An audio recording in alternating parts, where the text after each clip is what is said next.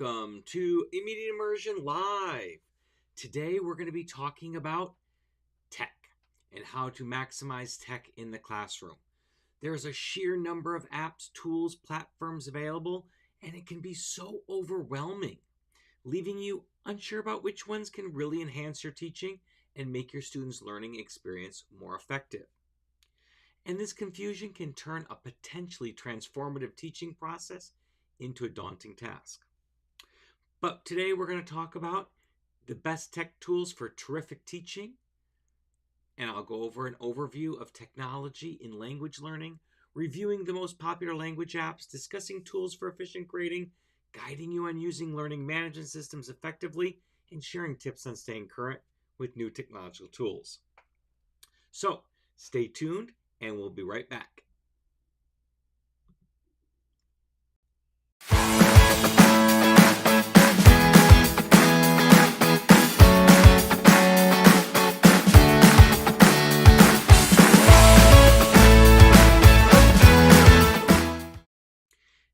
And welcome back.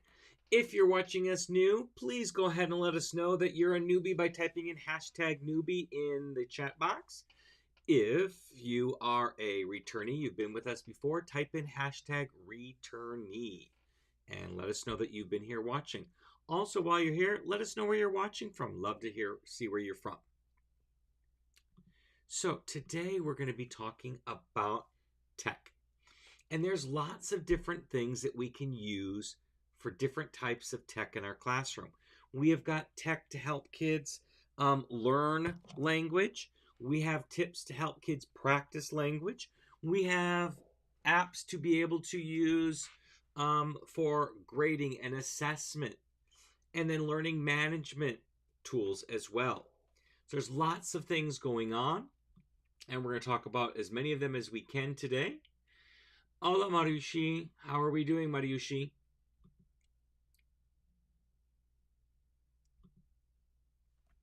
Welcome, welcome, welcome. So let's go ahead and get started. So, as I said, we've got different types of apps in different categories. We have the classroom apps. Hello, Brenda. Welcome.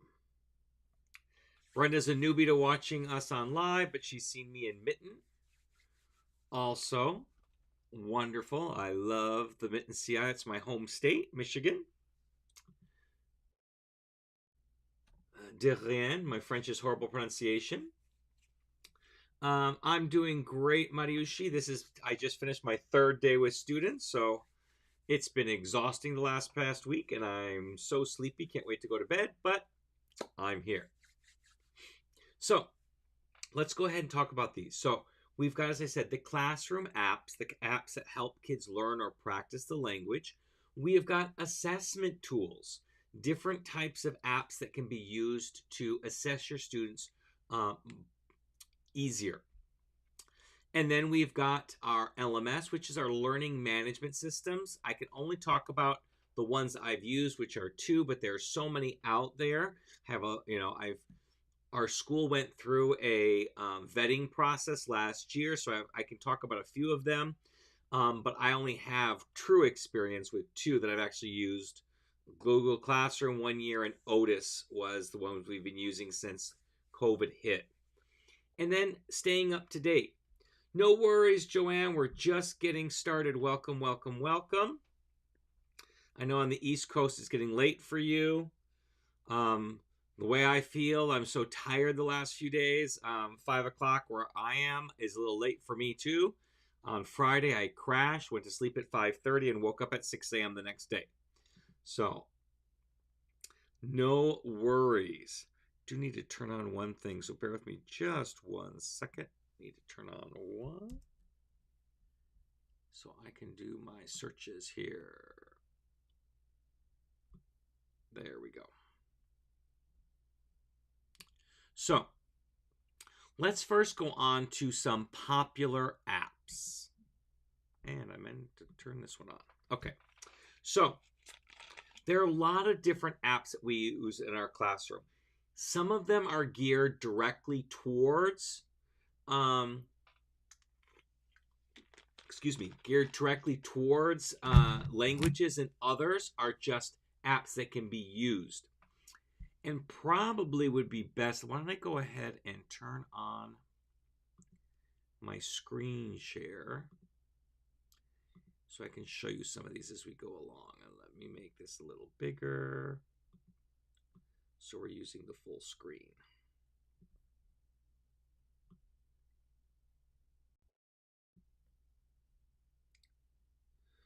Joanne says we use Blackboard as the LMS. Today I renewed Wooly, Bluekit, Garbanzo, Dreaming Spanish, and Gimkit. Yes, that's a whole list in itself. Some of those we'll talk about. So, yes, let's go ahead and do the first one. And for Brenda, they have books and stuff, but Senior Wooly doesn't really cater yet to the French. They're working on it, but they don't have everything just yet. But let's go ahead and get that one out here first. So Senior Wooly, it costs something like, okay, why? That's weird. SeniorWooly.com.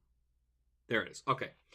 It's cost something like $80 a year. Our school pays for it for us. But let me go ahead and log in here. What I love about this is I don't use it.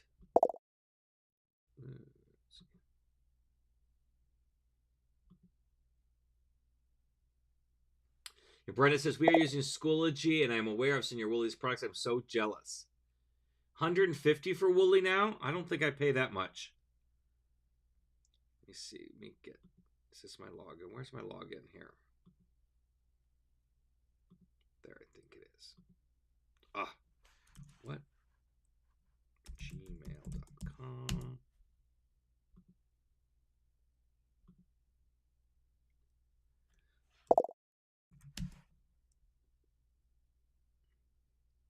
It has gone way up because I've not paid that, but I'm a few years ahead. Oh my gosh.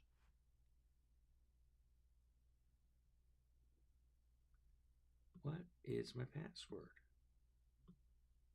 Okay, I'm not going to hit it again because for some reason it's not remembering my password. I haven't logged in yet this year, but I don't know why it's giving me the problem. Let me try one last time. Nope, I think they already locked me out. I apologize. I don't know why it wasn't letting me in.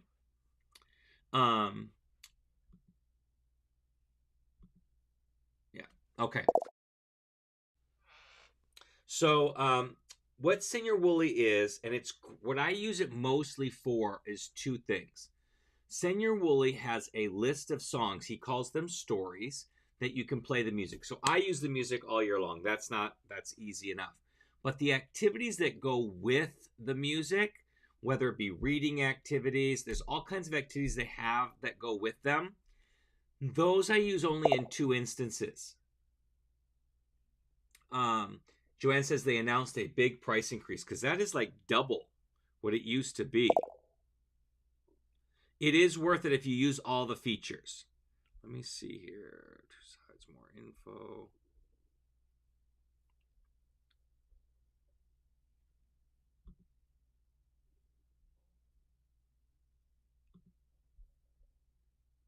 Oh yeah, there it is. $150 a year. That is a lot. So anyway, so what I use it for is twofold. One of my classes, they're difficult students, so it's difficult for me to instruct because they won't pay attention, but they'll do Senior Wooly. So in those classes, I'll do a little bit of instruction, usually through video. I'll videotape my instruction. They will do it, and then they'll answer questions. And then I'll follow up with Senior Wooly activities for them, and they'll work on those. But mostly what I use this for is for subs. This is a great, I'll assign what they call nuggets, certain nuggets for them to do for subs. And it's really easy. All my kids will have accounts. And then they go right on in and they can do those while the sub is there. My kids are one-to-one with Chromebooks, so it's perfect. That works out really well. So that's one thing is Senior Wooly. The other next one I'll talk about is Gimkit. Let me log in here.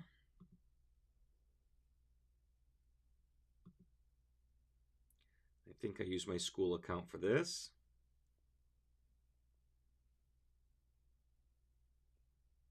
At least I thought. Why is it no account? So maybe I didn't use my school account. Maybe I used my personal account.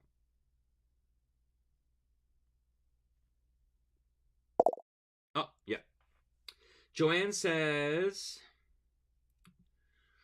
I love that there are student choice monedas now, not just teacher choice. I unlock all or almost all the songs in graphic novels, and the kids have to earn, for example, 6,000 monedas in 3 weeks. Yes, that's a great way to do it. So it depends how I do it. Gimkit does not have a free version that I'm aware of. They give a trial per version, Mariushi, but then after that you have to pay, and I think it's about $60 a year I pay. Yeah, I do that for sub stuff because I do most when I'm there.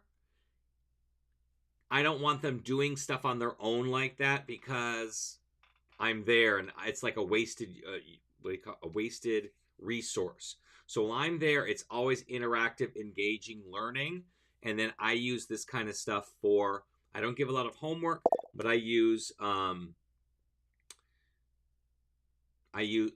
I am losing my English today. It's been a long day.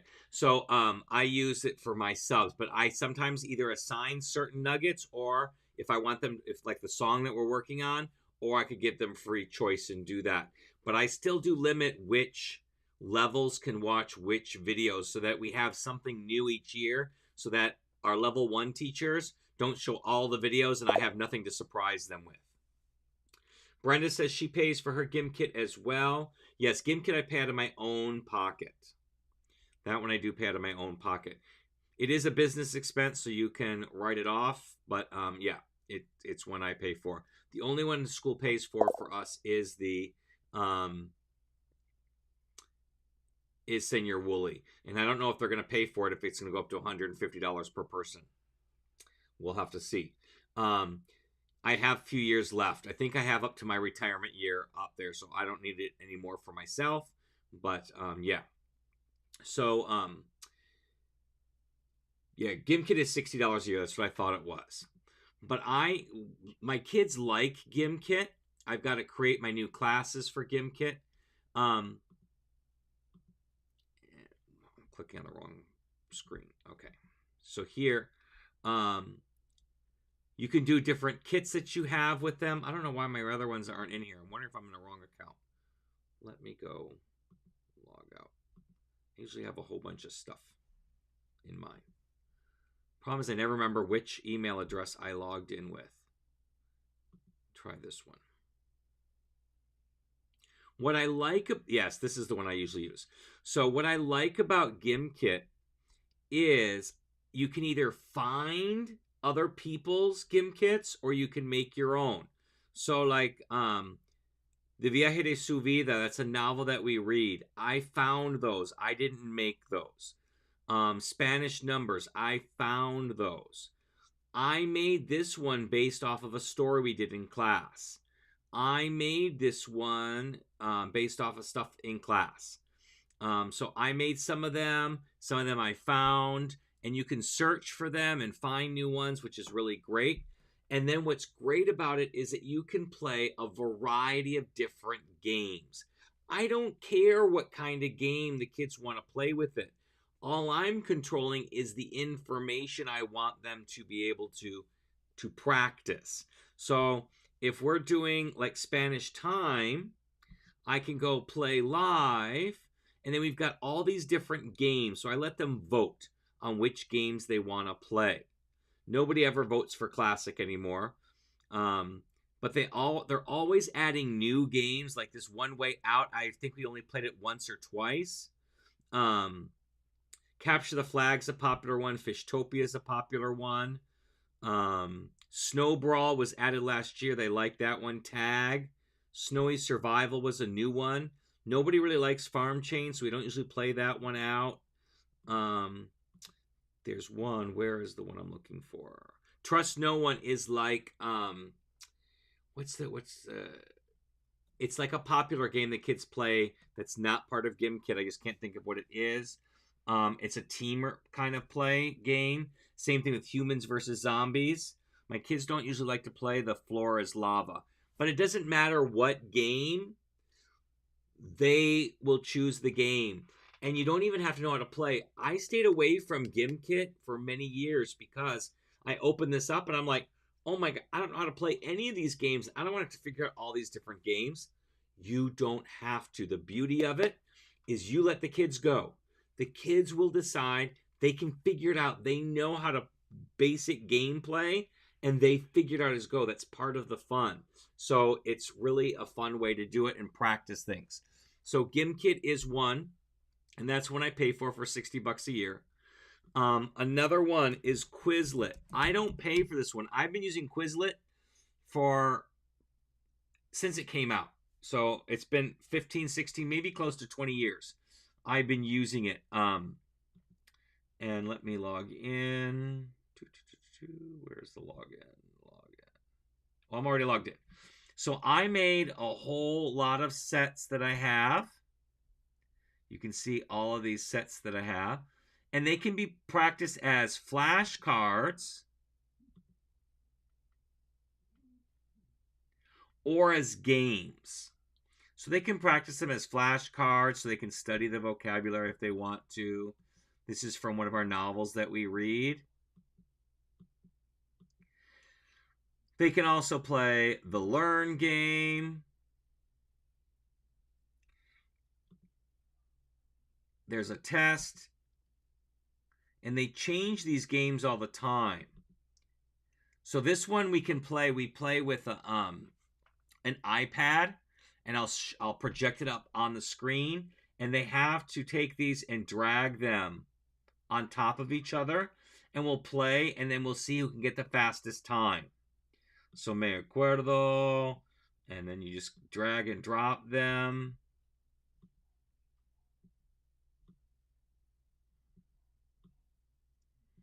And then we record the time. And then we have them compete against that. But they play with an iPad. I put it on an iPad up there because they can use their fingers with that. I have not paid for Quizlet. So Brenda says, I've also been using Quizlet and now Quizlet Live. Joanne says, I got annoyed with Quizlet last year. I had Quizlet Plus, but the kids kept getting kicked out unless they had a paid account. Yeah, I've never paid for it, so I only get what's free. This one, I don't find the value to paying for it. And I've never played Quizlet Live with my kids, so I don't know how that one actually works. These are what I used to assign the Learn activity as homework.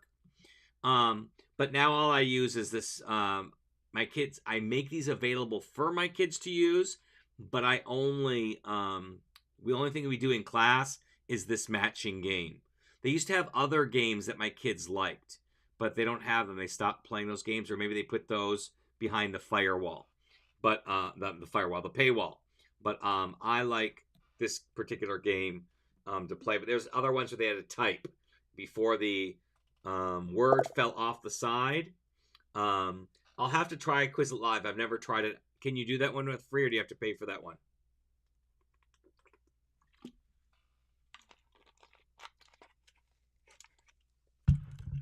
Yeah, I don't know. I'll have to see if it's if I can get it for free, because I'm not I don't want to pay for another one. I pay for too many things out of my own pocket. So that's Quizlet. Blookit is a new one, and I haven't used it very much.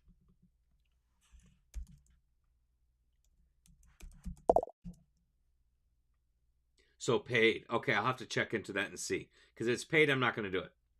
Because I have paid for too many.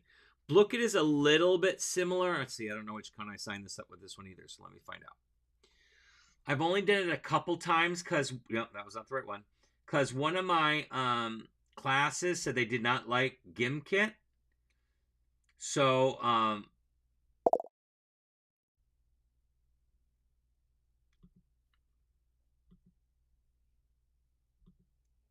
so I tried the Blookit. Okay, so yes, okay, I use my personal account for that one.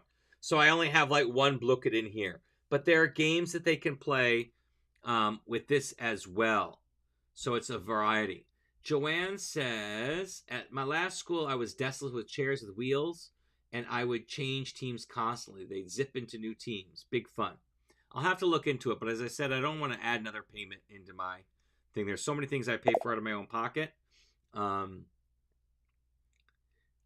Joanne says, my kids loved Look It. Today I paid $35.88 and they gave me 2 years. Awesome. You spent a whole lot today. Mine I space out so I don't have to pay them all at the same time. So there's different games that you can play. So just like Gimkit, they've got the different games. They've got Gold Quest. And we haven't played very many of these. I've only played Look It a few times. And I don't assign any of these as homework at all. These are all class activities I do, either as a review activity that I want my kids to do, or as a prize, because they can use their class points to buy a game day. And this is something that we could do. So there's Look It. Oh, I did. The school did. Oh, awesome. Yeah, our school has limited budget, so they don't pay for very much. Another one, let me see if I can, konhugamos.com. I have not used this since I found Gold Quest and Cafe are faves. Awesome. I have not used this since I found Quizlet, because Conjugamos originally was just a verb conjugate. It's all it could do.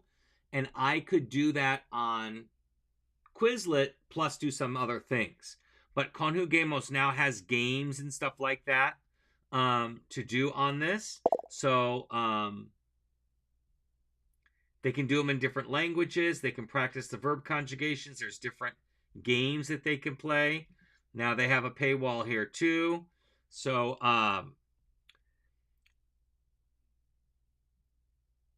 so if you don't need to create activities, you can go with the free one. If you need to create activities, you need the $45 per year. And see, it would not get okayed by our school because they would want the ad free. We just blocked cool math games, which our math teachers use, because in order for them to block the ads, it's $60 per student per year. So we said, nope, we're not going to do that. So they just blocked it altogether because some of the ads are not appropriate for school children. So that's what happened there. When I did Conjugamos years and years ago, we never paid for it. It was free and I had all the stuff, but everything's going to a paywall now. Nothing can be free. So Conjugamos is another one that you can use. One I do use, and it is free, at least at the moment, is flip.com. So flip.com is like a video recording, and this is the one I do for homework. I give one assignment a week. It's usually in the form of an exit ticket. So right now, we probably have a couple. Let me see if I have any in here who've done any. Let me see. Oh, yes, we did. Okay. So this is the first assignment of the year. That's another one I'll talk about in just a minute, Joanne. This is the first assignment of the year is to talk about yourself, introduce yourself in Spanish. And so this one is Nick. I had him last year. He's now in Spanish 3. And so what I like about this, kids give me a video. I can use these as speaking assessments if I want. Or what I love about it, I started this during COVID and I've just not stopped. I learn the kids' names much easier this way because I am watching their videos every week. And I'm getting a better sense of their overall speaking ability. Because prior to using this, yes, we had conversations, short little spurts, all the time. But actual concentrated spurts with one student came, once every 4 to 6 weeks.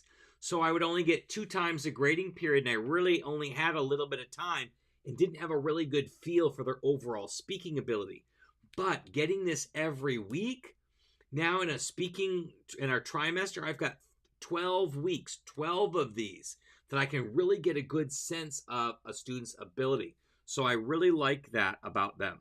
So you can click on their name and see all of Hola, theirs. Oh, me llamo Nick y um, when they have more of them, I can go to their account and see all the ones that they've done, or I can like see it here through the class. I have it set so that theirs are automatically hidden. Kids don't see them, so they're not public for other kids to see. Even if you make them public, it's only for your registered users. No public person can see them. And I can download them if they're particularly good. I can download them for a portfolio or for examples or for anything like that. So here is Nick's. We'll just listen to it really quick. I've not listened to it. It's first time, so I just assigned it today. hola, me llamo Nick y yo soy 13 años. También mi cumpleaños es marzo 16. Mi color favorito es azul y durante el verano fui al Monterrey y fui a Garperita también. Yo también gané 2 campeonatos. So he just gave that information. I can go and evaluate that and be done with it. But I like that these, I can see them. They can be creative or not. It doesn't matter. It doesn't take very long. So I really like how these work. I love this. I've not paid for it, and I don't think you can pay for it. It was bought out by, it used to be called Flipgrid, and it was bought out by Microsoft. And I think because of that, it's they just aren't charging it. It's part of their educational program. So here they're supposed to talk about introducing themselves. So here's the instructions. En español, well, sorry, because we don't have all Spanish speakers. In Spanish, present yourself to the class. Include your name, how old you are, your birthday, your favorite color, and a thing you did during the summer. So that's what I gave them. And I only assigned this for my Spanish 3s and my Spanish 2s. My Spanish 1s and my 1Bs, they're going to get a similar assignment, but they're going to get a template because they don't have the skills yet to answer all these questions. So I'm going to give them a little template that says, Me llamo, insert name here. Tengo, insert number, años. So they have just a little script to follow, a little template to follow. So I can just get a thing in there. We'll do that next week for them. But I get a good valuation of what the kids can do over the period of time. So I really like this app. You can record a response to it if you want to, so I can listen to them, and I can either give them a text response or I can give a video response back to him. So it's also a way to have kids interact with each other asynchronously, which works really, really nice as well. But I like this one. I learned about it during COVID. I haven't given homework prior to COVID for many, many years.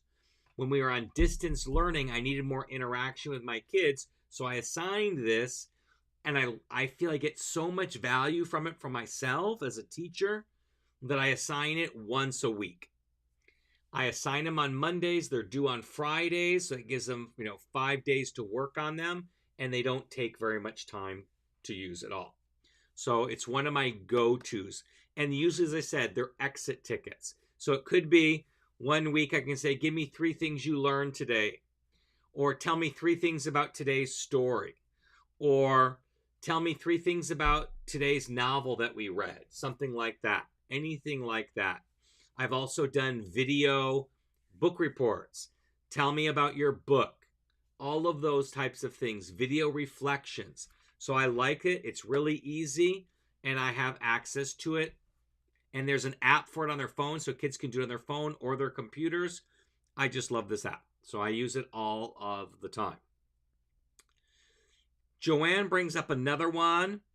We stopped paying for it, but it's another good one. Textivate. And I think it's another one that's $60 a year, I think is the price of Textivate. Let me see.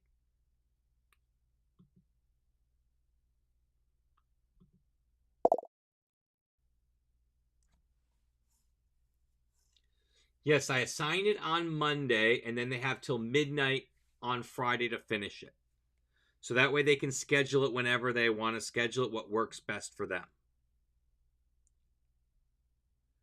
Uh, yes, assigned on Monday, due on Friday.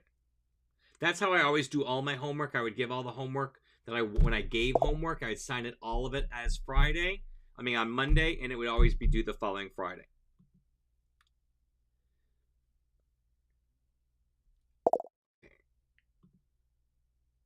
Yes, as a flip assignment, exactly. It's not my only thing is speaking, but it's some things I use for that. Okay, I don't want to do those. Where is just the price? I just want to see how much the price is. Subscribe. Okay, so they have these different levels. Basic is 30 euros per month. Premium is 60 euros, not per month, per year, I'm sorry. And then group is 150 euros. Or not euros, these are pounds, sorry. You're welcome, Mariushi. These are all pounds, so you have to do the conversion. But what you can do is you put a piece of text in there, and they can manipulate and do all different kinds of activities with it. So let's just do a sample text. Let me find something here really quick. Let me open up my drive here.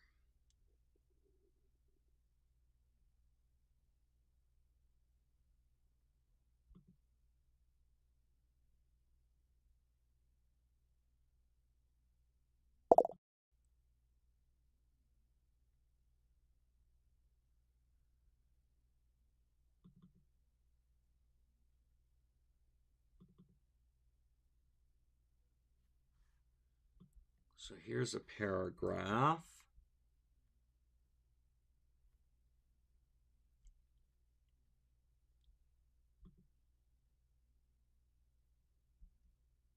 Put it in my text.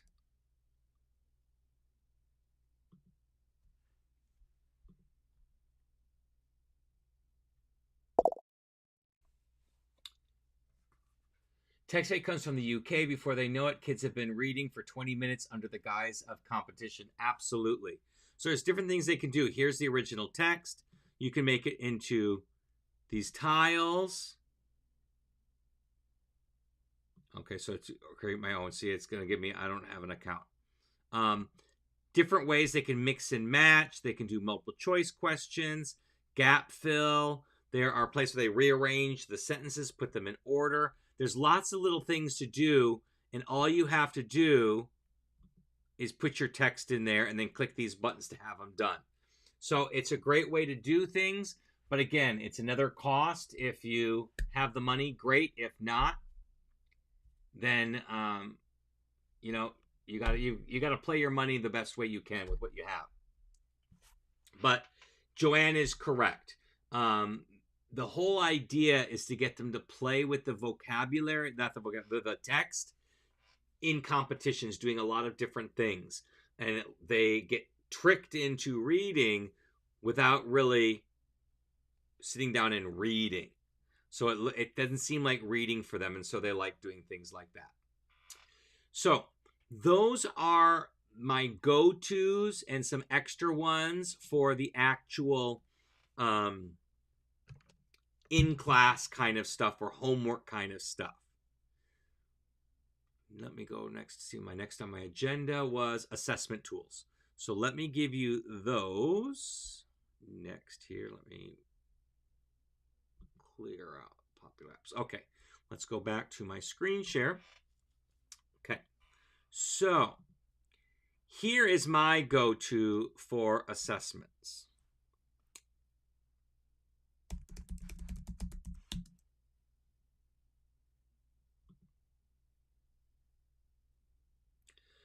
So, I just started my new year, so I don't have any.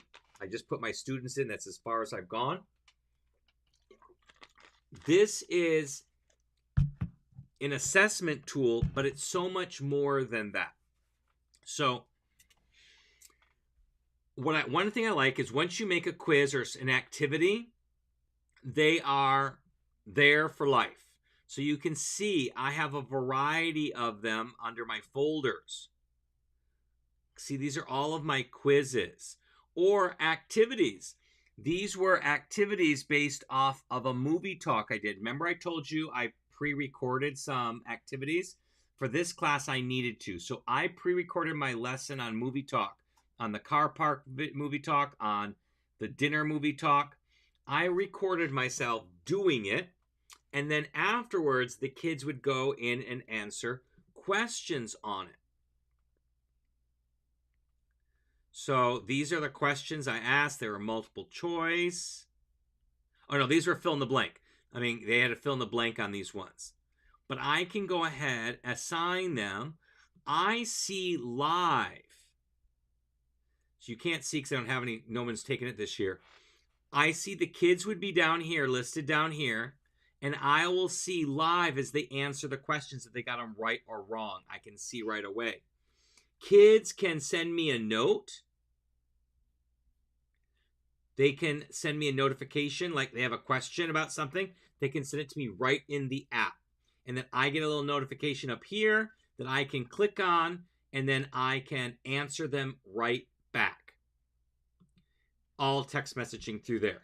You can also, let's say if I want to go through here and I see 3 kids got number 10 wrong, I can highlight those 3 kids and send them an email explaining why they got that one wrong. And then I get nice data. Brenda says, Schoology had a feature like that. Good to know I can find this elsewhere in the wider world. Yes. Our learning management system has something similar, but it's not as friendly, and I don't like it. So we use this. This is what we use for our world language. I pay the $15 a month for it. I'm getting the warning because I don't pay during the summertime, and then I pay again in the school year, so I haven't paid yet for this starting of the school yet. I've got to do that. But $15 a month. But most of my team does not pay. There are advantages to paying. One of the things I like with the pay is I can scramble the answers. So A is not always A for all the students. So it limits down cheating. That's one of the reasons I do that. But you can use it free, perfectly fine. So this is when you don't have to pay for. So I've got all these in here for all my classes. When you want to make a new one, look at all the different kinds you can make. Let me go down to my test thing. I don't want to do it in here. Okay, so when I click add, I'm going to create a new one. Look at all of the types. Oh, this is one thing they do tell you when you, oh yeah, because I haven't paid, so they're limited. When you are on the paid version, you have a lot more options of assessment types. Because I haven't paid because of the summertime, they put me on the free version. When I go back, there's lots of different ones. There is video ones. You can put a video in there. You can put audio in there. It can be multiple choice, essay, all different kinds of assessments you can create. You're not just limited to these 4. If you do the free version, you are limited to only these 4 here that are showing. But there's so many you can make, and it's so easy to make them. You can tie them to standards. So when I go back on my premium, I'll be able to randomize my order, which is what I do. I don't show work. I'm not a math teacher. I make them required. You can tag them to standards. The standards are already built in here, so you can look for them. These are the ACTful ones. We use the IB ones, so I can find them already. I didn't type these in. These are already there. But they don't have to be quizzes. They can be activities that you have them do as well. And so this is what I love. We don't have the group. None of us pay for it for the group. The group's so expensive. But what I do is when I make one, because if you're in a group, you can share them. But we're not in a group. We each have individuals. So I will do a send a copy, and I will get a copy link, and I'll just email them the link. And then they can add it to theirs. So let's say if there are 2 of us on Spanish 1, one of us will make the quiz this time. The other one will make it next time. We can just share it with each other, so we don't have to duplicate the work. And I really like, I love this one. We've been using this for many, many years. Before this one, and I don't even remember which one we used, there were other ones. Let me find here. Online scan trial. Let's see if I can find the right one we used. Online scan graders. We used another free account. GradeCam. We used this one before that. And what you would do is you would put in your questions, and it would print out a bubble sheet, kind of like an old-fashioned Scantron. You would give these to the kids, and then you would use your phone to scan them, and it would grade them instantly by scanning them with your phone. It took a little bit, or you can use your camera on your PC as well. Either way would work. It took a little bit longer because sometimes it would read it, sometimes it wouldn't read it. Someone give you an error. It just took a little bit longer to pull it out, scan, pull it out, scan, pull it out, scan. One of the benefits is you didn't have to use a pencil. As long as they marked the box, it would count. So it didn't have to be necessarily a pencil. It could be ink. It could be anything that blocked off the thing. But that's what we used as well. We did not pay for it. So let me see what the pricing says here. Teacher. They've now added up to $15 a month after the trial. So I prefer formative. It's more versatile, and I don't have to print out anything. And then my kids can take those quizzes either on their Chromebooks or on their phones, and I can see them answer the questions live. So it's always funny when I do a listening quiz, and like a kid will be on number 3 and I haven't started the listening. I'm like, how can you be on number 3? We haven't even started yet. He's like, you can see what I'm doing? Yes, I can see what you're doing. So that's what I like for that one. Another one people use, and I don't like this one. Oh, a hint. Let me give you a hint. When you are doing whether you're doing it with Google Forms, which I'm about to show you right now, or for using formative, if you're doing a text and having them read it, type out the text like in a Google Doc, take a screenshot of it, and put the image in instead of writing the text out. If you write the text, kids can copy and paste it in Google Translate and get the answers. If it's in picture form, they can't. If it's an image, they can't do that. So a lot of people will make quizzes with Google Forms. I don't like this. It's not as versatile as formative. The data doesn't give me as much data. I can't see live as they're taking it. And it's not as easy for me to aggregate the information as it is on formative.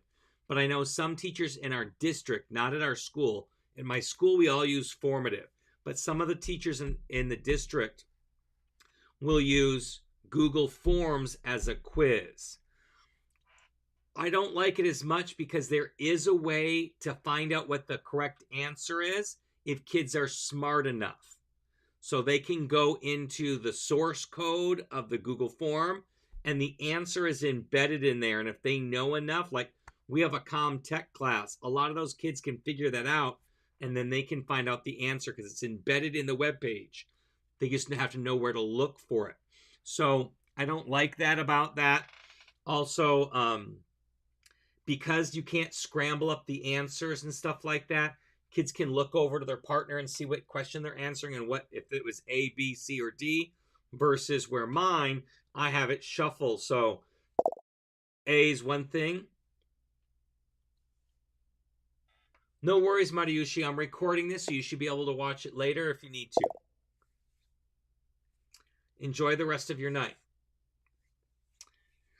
So I prefer using formative over Google Forms. Awesome, Mariushi. But you can use what you want. Some of the LMSs have these built in. And as I said, we vetted out some LMSs In fact, let's just even talk about that as we go right along here. That's our next little topic, is the LMS. Because those are the two options I would use for assessments. The other ones would be LMSs. Whoops, wrong screen, I'm moving. You're very welcome, Mariushi. Thank you. So our LMS is Otis. Let me log in. And most LMSs have an assessment where you can build your assessments. I don't like the one in here. First of all, it's very cumbersome, number one. Number two, on multiple choice or anything that can be automatically graded, because we don't work on percentages, we are on standards-based grading off the IB rubric. They don't do the math right. So if I give a 10-question quiz, getting only 3 right could be a passing grade, the way they figure out the math, because they're figuring out of an 8-point scale and they're trying to do the math and it doesn't work out. Where we have a set scale what -7 would be, and it doesn't fall within that. So we don't use it for that. Formative does it so much better.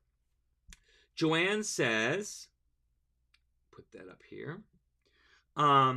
They know. I had kids doing Woolly Nuggets in under a minute, which is impossible without cheating. I also had kids in flip reading oral responses that were perfect. So Spanish 3, correctly using imperfect subjunctive. Absolutely.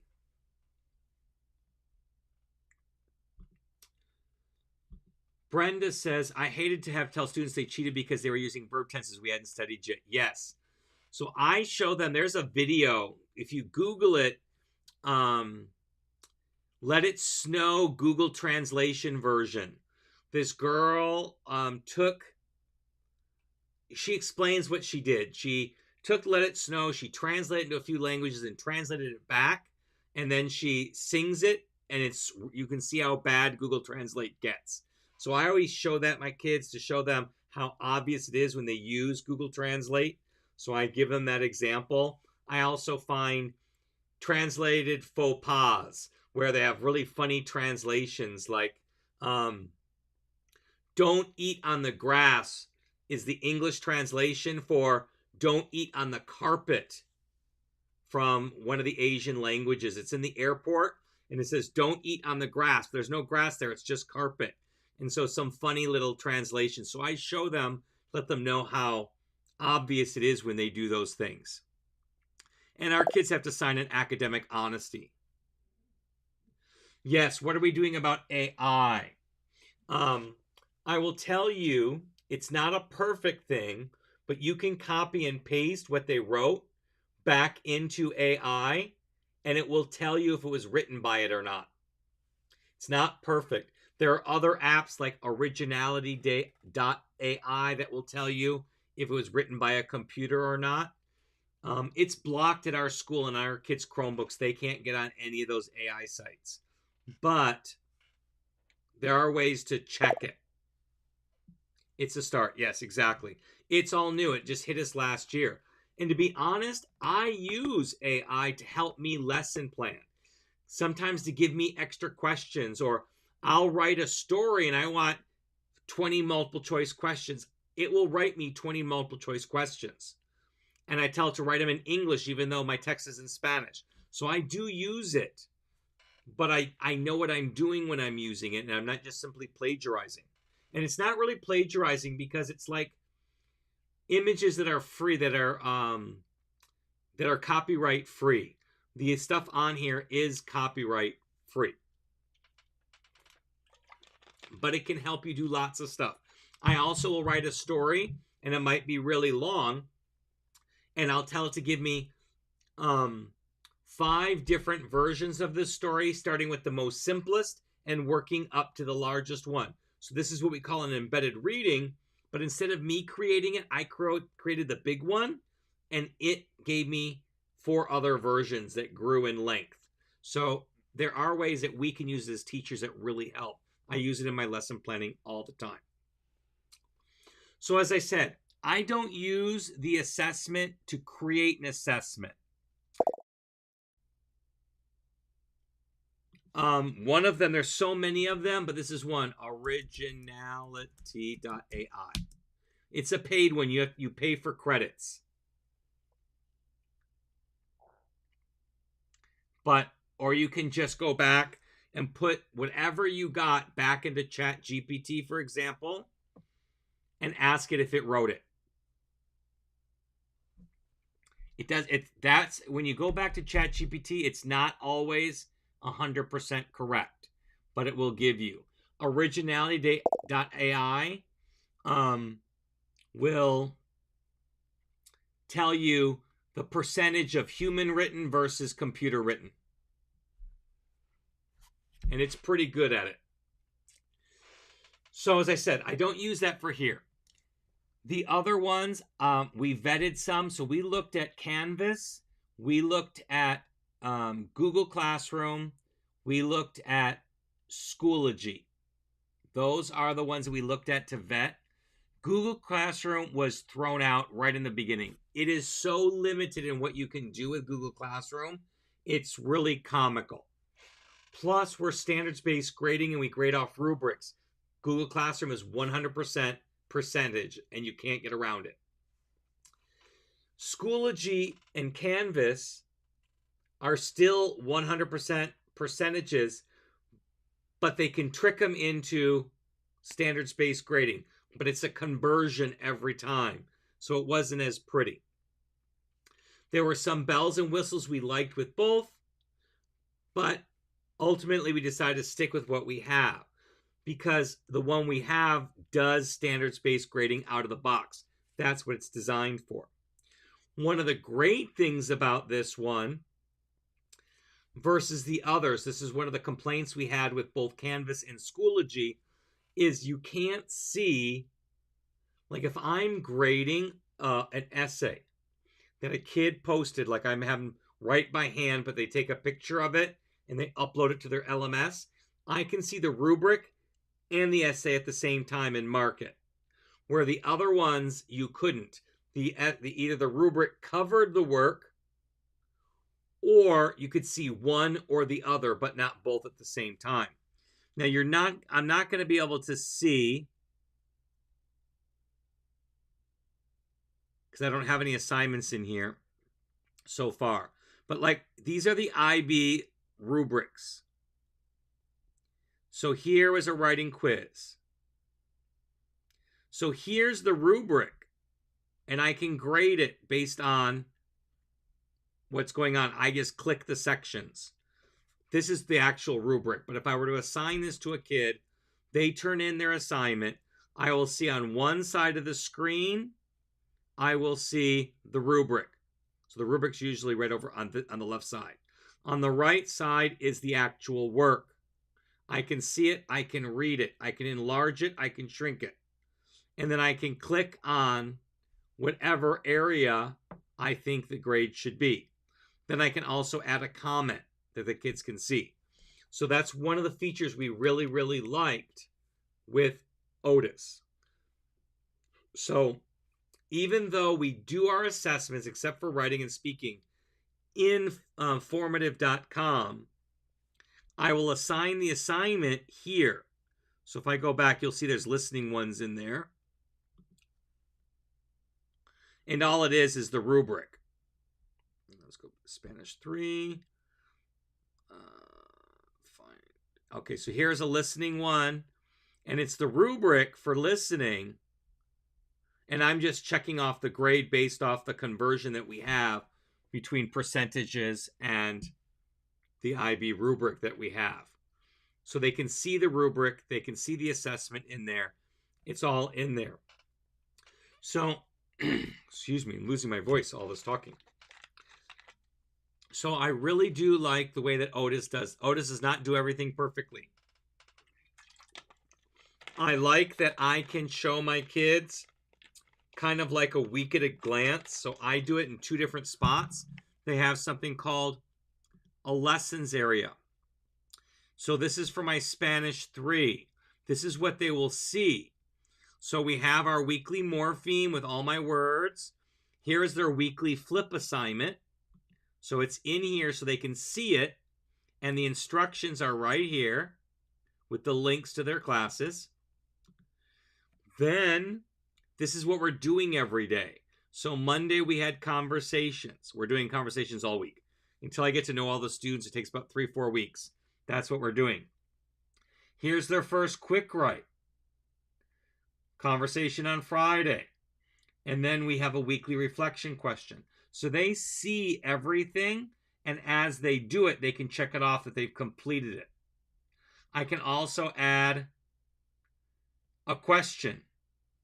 Like, do you have any questions from this week's lesson? Or I can ask them other kinds of questions, maybe an exit ticket question, where they can answer right in here, and I'll get it in my LMS. But I also post this on the bulletin board. So here was last week's week at a glance. So school didn't start for them till Thursday, but they can see a graphical version of it too here. So each class has got that. I don't know why the next one isn't there. It should have shown up this morning. Not sure why it's not there. Is it not there for any of my other classes too? No. Let's see. Okay, period 4. Okay. I must have made a mistake and assigned it to the wrong class. Oh no, this is the right one. These are the 2. So yeah, so I don't know why Spanish 3s is not updated there, but you can see here, this is this week's for my Spanish 1B class. And it has all the information. So LMSs are great for showing kids what the assignments are, providing them with electronic versions of the rubrics, posting on a class board. That's something Google is really good at. And lots of them will allow you to email right from within. So I can email my parents or my kids right from here. Gives me lots of nice information. What I don't like is we don't use this as our student information system. We use something else for that. And so they have to talk to each other, and not all the information is in here.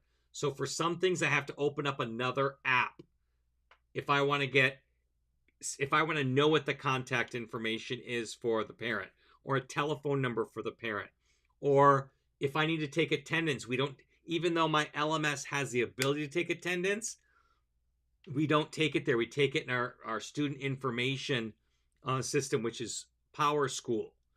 So we have to take attendance there. That's where all of our contacts live. So anything more than just being able to email this parent, I don't know what their email is. I just click this and it sends an email out to them. If I need to look that up, I have to go into PowerSchool to see that. But it's got something called a bookshelf where I can put resources for kids. These are all their assessments, or they're basically assignments. They can be assessments or anything else you give. These are what I've assigned. Period 4 hasn't got anything assigned, but period 1 is my Spanish 3. So you can see my first assignment, my flip.com, and then my first quick write that we're doing this week. I can see a grade book with all my students on there. We don't use the blog. The analytics are basic. They don't give us as much as the formative.com. So, said my only experience is with Google Classroom, and Google Classroom was very limited in what you could see. And I didn't like that I had to, when I looked at the grade book, I had to keep scrolling and scrolling and scrolling, and it wasn't always fast. We used that during the first year of the pandemic, the one where we had school for most of the year, and then we left out in March. That's when we used Google Classroom, and then we started the next year with Otis. And so Otis works a lot better. I have much more control over what I can do. And as I said, we vetted Schoology and Canvas. Schoology is part of PowerSchool, and that's where we were headed towards. But even though Schoology's been owned by PowerSchool for many years, their integration is not that pretty yet. They've not really worked the synergy between them. And as I said, our student information system is PowerSchool. That's where we generate our report cards from and all of that stuff. So we need that synergy to work really, really well. In Otis, it's a step that our admin has to do. Every night it uploads, they talk to each other once a night. But we couldn't even get that consistent with Schoology and PowerSchool. There are lots of issues with that when we talk to other teachers who are using them. So ultimately we decided to keep with Otis. I know some of you have experience with other ones. I think it was Brenda who said that she uses Schoology, and Joanne uses Blackboard, which is more of a college one. A lot of people use that in the college level. Canvas is now the most popular at the college level. In all of our colleges in California, our governor didn't care what they used, but he said that all colleges in California had to use the same one. And however they determined it, they determined Canvas was the ones they used in college. So all California colleges use Canvas. Our high school uses Canvas as well. But does anybody have anything positive or negative to say about the learning management systems that they're using at their school?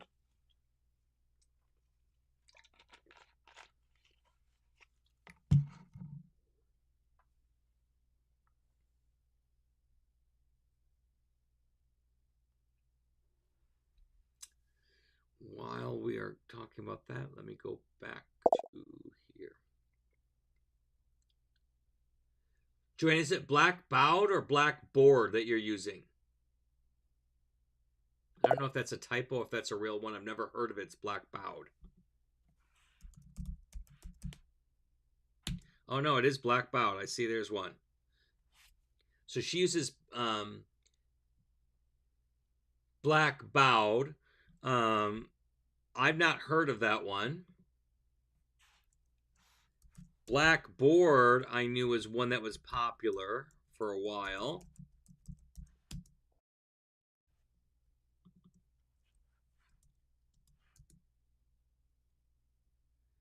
Yeah, Blackboard was one that was popular. Moodle was another one. These are the old. Blackboard and Moodle were old school. I know some people still use them, but those were the old school ones. They've been around for a long time. Moodle's been longer than I've been teaching, so over 20 years.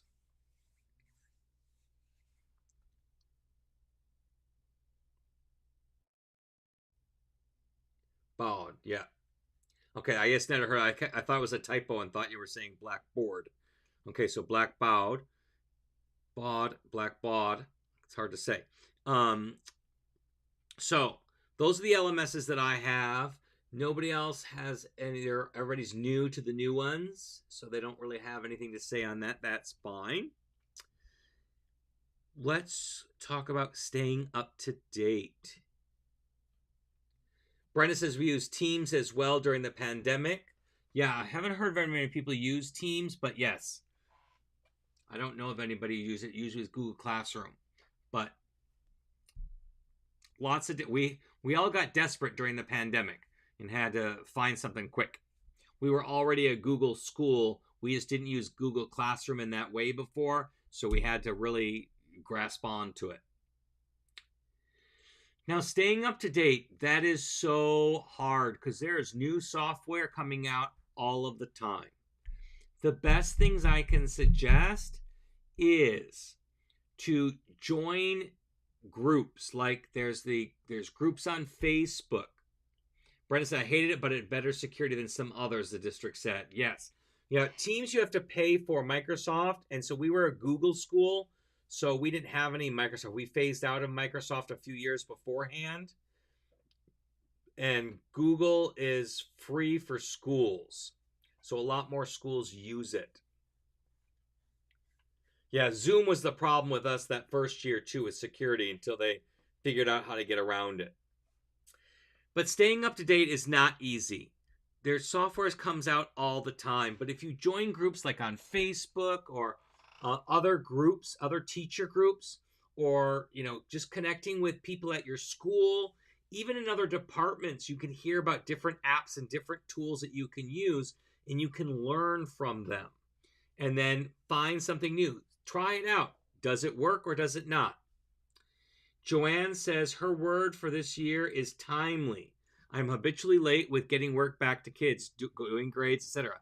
So far, I only have 25 kids in 4 sections. No excuses. That is so true. I'm really good because I don't like my work to pile up. So I am give it back in 24 hours. I will have those flips that kids turned in early. They will be graded before school starts tomorrow. I will not be doing it at home. When I go in tomorrow morning, I'll go watch them and put the grades in right away for those kids. Other ways to stay up to date. If your school offers you to be able to go to different conferences, we have a couple tech conferences our school district puts on or is willing to pay for us to go to. And so a lot of us take advantage of that so we can learn some new apps, new strategies. I know the spring tech conference talked a lot about AI and how it can be used for good and for evil. Joanne says, I was with the dean of faculty this morning and she hadn't heard of Blookit. Yes, these things come up all the time, and there's so many new ones.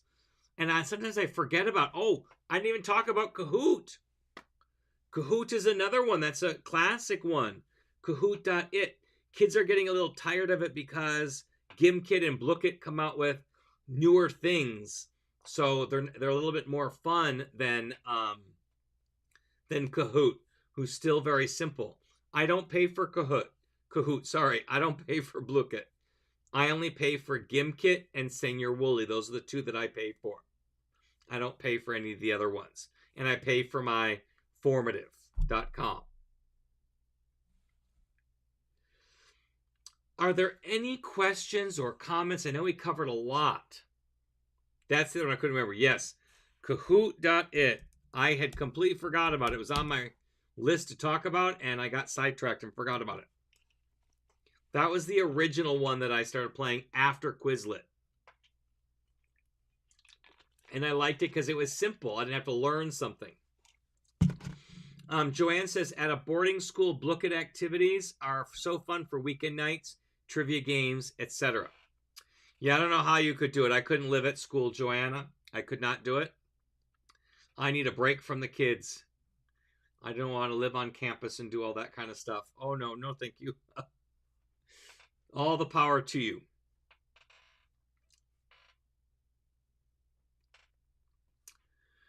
Okay, let me see. What are we talking about next week? Let me look at my schedule.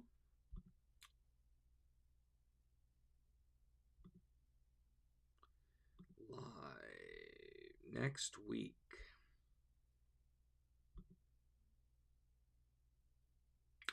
Next week, we're going to be talking about working with parents, having them as part of your team, partners, so that you can have a good relationship and can help for the benefit of your students. So that's what we'll be talking about next week. Joanne says, we have long vacations and small classes. Still, I would need a long vacation if I had to live at school. I just couldn't do it. I'm sorry, I just could not do it. My hat's off to you. I just could not. I live a few blocks from school, and that is terrifying to me. I never lived so close to school. I've always been a long distance away from school, like a half an hour drive. And this time, I am so close. I see kids. I have a kid I used to teach who lives right across the street from me, so she can look in my living room window. That is way too close. Not for me. I love my kids, but I want time away from my kids. Joanne says, currently Spanish 1 student, Spanish 2, 13 students, Spanish 3, 6, Spanish 4, 5 students. I've got 155 students as of right now. I'm able to go up 15 more students if they add them in. We're allowed to go up to 170. My largest class size is 34. My smallest, I think, is 22.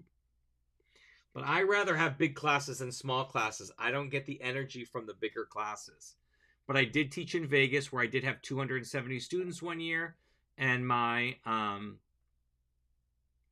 and some classes were over 50.